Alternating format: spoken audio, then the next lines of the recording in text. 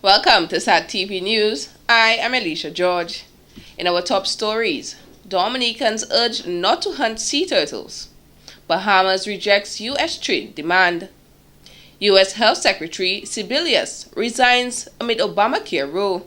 And in sports, Dominica's secondary schools defeat Wayne George Academy. Details of these will follow. The wheel of change is here at SAT. New and exciting rewards just for you. SAT customers, simply pay your bill and get the new Loyalty Plus plan for free. That's 26 channels absolutely free for a limited period. Yes, you heard me, free. And if you do pay your bill, you'll have a chance to win big with SAT TV. Up to $15,000 in prizes are up for grabs. 7-inch tablets, BlackBerry smartphones, food vouchers, and much, much more. Get more from SAT TV, the people's choice. SAT terms and conditions apply. Welcome back. Dominicans are being urged to refrain from the illegal practice of hunting sea turtles. This call came from Simon George, president of the Nature Enhancement Team, NET, who focuses on turtle conservation on the island. All turtles are classified as endangered. The leatherback and the hawksbill are classified as critically endangered. Now, like I said, the conservation work started in Rosalie, where we are, and it is not as big a problem in Rosalie because of the gains that have been made starting with the Rusty project, and the awareness among our community in Rosalie is much maybe better than it is in other parts of the island. And that is one of the reasons why there is a Domsetco today and a net. He said there is no reason why turtles, a valuable creature to Dominica, should ever be hunted for their meat or shells.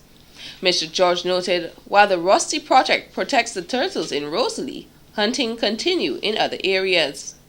And what is more, it became clear that although we have the laws to protect the turtles, protection for the turtles cannot be guaranteed by just punitive measures.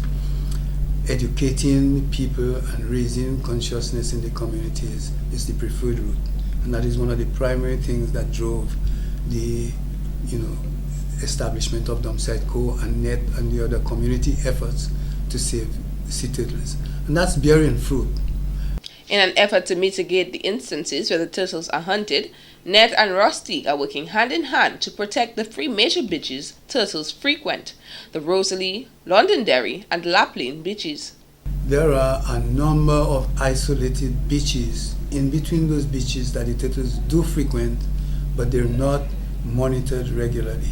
For one thing, access to them can be very difficult, and two, in some cases there are other activities associated with those isolated beaches that make it very difficult and unsafe for people to patrol the beaches to protect turtles. So we've made a lot of progress, certainly in Rosalie and in the other beaches, on the other beaches where the turtles that are monitored. But the smaller isolated beaches continue to be a problem, and we need help from everybody. Like I say, punitively is not the only solution. The trick is to get people aware of the plight of turtles and why it is for us more beneficial for us as an emerging tourism product. He added, we should all be aware that turtles are more beneficial to us alive rather than dead, as turtle viewing is an emerging tourist industry. The construction of the new grotto home for the homeless deadline seems to be moving further and further away, as its construction is again facing financial difficulties. This is according to Public Relations Officer of the Grotto Home for the Homeless, Mr. Parry Bellot, who added that contributions from the business community and donors have declined. And we had one of our donor agencies that were restructuring and whatnot, so that we're still getting the money they normally give us, but now it's in trenches. And then whilst they were doing that, there was a period of a few months when it wasn't thing, so a bit of a tight thing. Plus, as you know, the little excess we had, we were kind of using it for the new building too. So we have been under a little pressure to make ends meet. But when we're doing God's work, I'm not worried. People will come forward, yeah. Currently, only 50 individuals live at the old location. The new location at Bellevue Roll in Stock Farm will house 100 persons. We hope to be open with facilities for 50 because we're trying desperately to move, because that building is, as you know, a very old building. And because it's old, no, it's government that provided the building. They wanted us to move out us from our old place. They don't want to spend too much money fixing it because, you know, it's really due to be demolished. So it's been a thing. I went last year when the hurricane season was coming. We were desperate to kind of do something. Put in temporary old sheets of galvanized that we thought reasonably presentable. Try to even get maybe a thing going, or a big canvas thing. That was a problem. Then we got actually the management people, disaster management people, said they have good heavy duty tarpaulins that could do the job, except they're so heavy duty and whatnot, it requires a hell of a crew to put it and so on. That, to me, I don't think has been installed yet.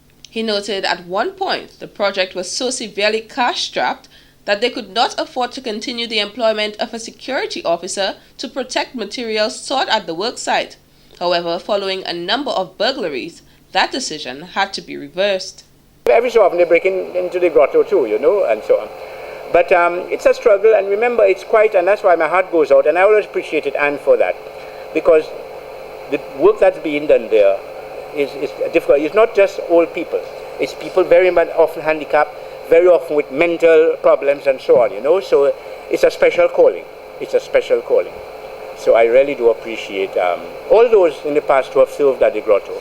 But as I say, this particular person we have now, she's trained in that, Lucia Bless-Jones.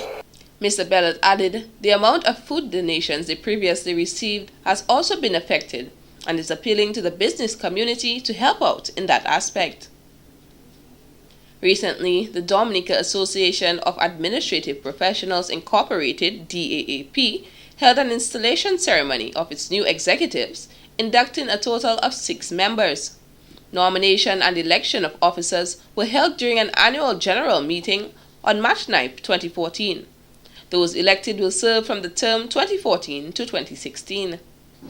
We are 11 years in existence now, and so as a new executive, we are seeking to revamp the association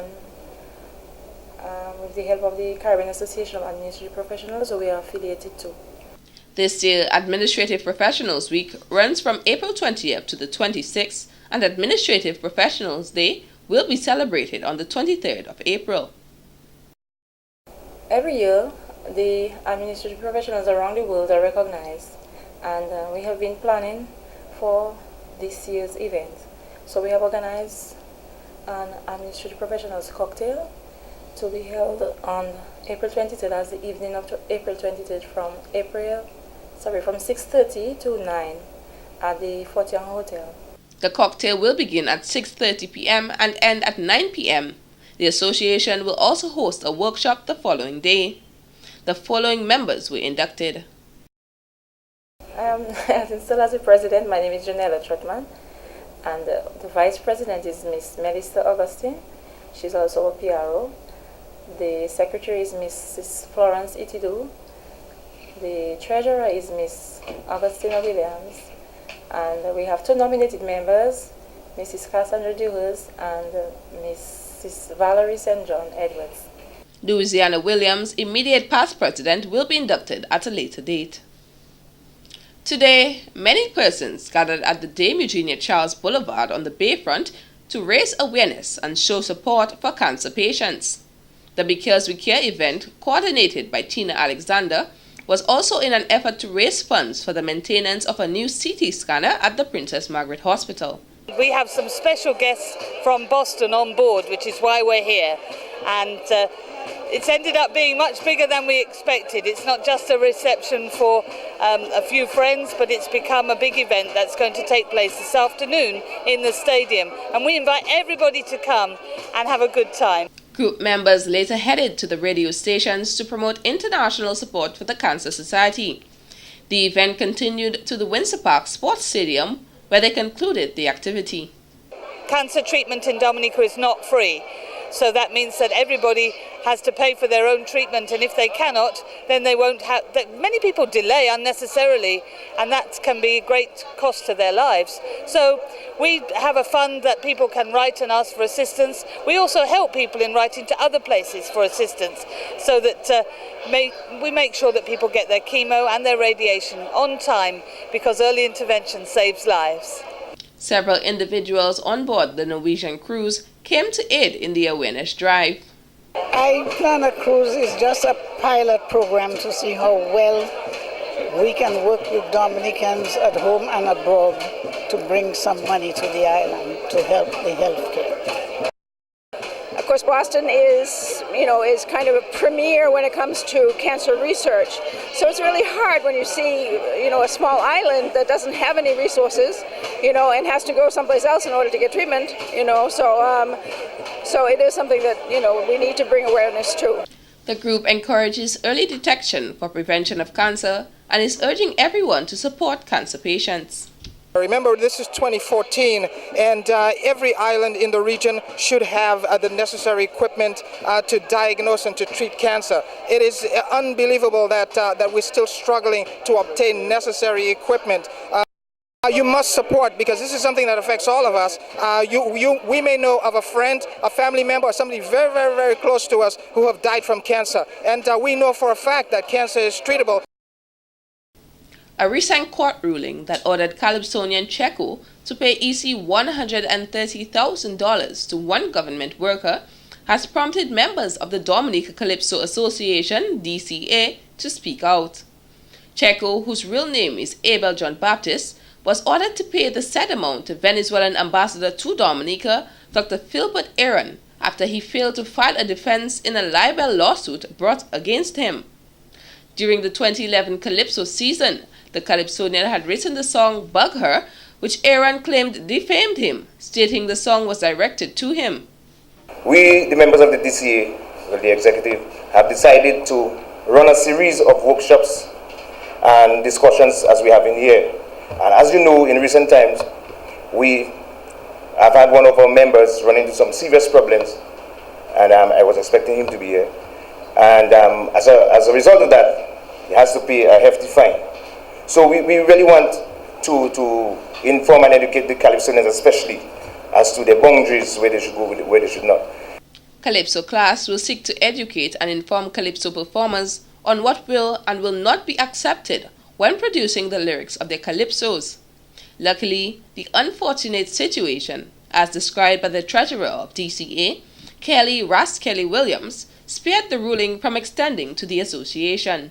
The Calypso Association was very lucky that we too did not get sued, because what was sung on our stage in our competition, and we too could have been at the end of the 135,000. Now this has put us on to think of a lot of things, because we are going into a retreat to look at Calypso, and that's one of the things we look at. Over the years, it's been ticklish if a man sings a song and then you try to direct him as to his lyrics. For many reasons, political and otherwise, they'll tell you do not worry with Ghost. Ghost wants to win, so he'll make you change his lyrics. Some of us, because the crowd laugh at what we say, we figure we're safe. According to Ras Kelly, Checo denied several attempts by members of the association when they urged him to change the lyrics of his song. Meanwhile, attorney Duncan Stowe noted Calypsonians have no special protection under the laws of Dominica. I think it is important to note, and that's coming from me, it's important to note that to date, Calypsonians, they have no special rights or privileges under the law. None at all. As we saw with our brother Checo. Therefore, my caution is to exercise care in constructing your lyrics. You see, I think the real issue in all of that is the law and the application of the law to the facts. At present, no Defamation Act exists in Dominica. However, in cases where persons claim defamation or slander, trials are conducted under the Libel and Slander Act. The fourth and final day of Nature Island Challenge 2.0 kicked off in the Collio Heights on segment 10 of the Waitukubuli National Trail and continued through Syndicate and part of segment 11 to end at the Indian River. The first mini challenge at the Syndicate Visitor Center was to make a bottle of local juice, followed by the next mini challenge, an exciting lime and spoon race across the Spring Bridge on segment 11. The final mini challenge saw the racers best duplicate the Indian River Bar's famous Dynamite Rum Punch. All in good fun, the final major challenge of NIC 2.0 was an exciting game of cricket at the Benjamin Park, where students of the Portsmouth Secondary School challenged the teams with their best bowlers. Day 3 of the Nature Island Challenge left Team Trinidad Red with 175 points. Second place, Team Trinidad White with 165 points. Third place, Team USA Blue with 160 points. Fourth place, Team Dominica Green with 115 points. And in court news, a domestic dispute which turned ugly has left Kurt Pemberton of Newtown facing almost $10,000 in compensation. Pemberton pleaded guilty to committing damage to a number of household items, to include a stove, fridge, living room set, and washing machine belonging to his live-in girlfriend Bianca Blanchard of Point Michel on April 8, 2014. The total value of the damaged goods was EC $9,745. According to the facts, the two had gotten into such a heated argument that Blanchard had to report the matter to police officers at the Point Michel station. After officers visited the home and spoke to the defendant, he left the house. However, he returned later while Miss Blanchard was not home and damaged her property. When she returned home and saw the damage, she made a report to the police station. Pemberton was then arrested and cautioned. Attorney Ronald Charles, who mitigated on Pemberton's behalf, said his client was remorseful and it was a situation where his love for Blanchard was so strong that his emotions got the best of him. He said Pemberton did not want to hit Blanchard, so instead he took his frustration out on the appliances. Magistrate Ali Gill ordered Pemberton to pay the compensation by 10th October 2014 or in default spend 9 months in prison. At least $2,500 of that amount has to be paid by April 30th to replace some of the essential appliances like the stove and fridge. He was also ordered to undergo counseling and report back to court on July 21st, 2014. Jeffrey Carlisle of Jimmet has been placed on $15,000 bond for an indictable offense. Carlisle is accused of stealing $14,000 in cash from a female between 27 December 2011 and 3 January 2012. He was not required to plea. Although the prosecution objected to bail on the grounds that the investigation is relatively new and ongoing, Magistrate Ali Gill said he was minded to grant bail since the incident occurred over 2 years ago. The preliminary inquiry will commence later this year. Carlisle is represented by attorney Ronald Charles. This has been the local segment of the news. Coming up next, regional highlights.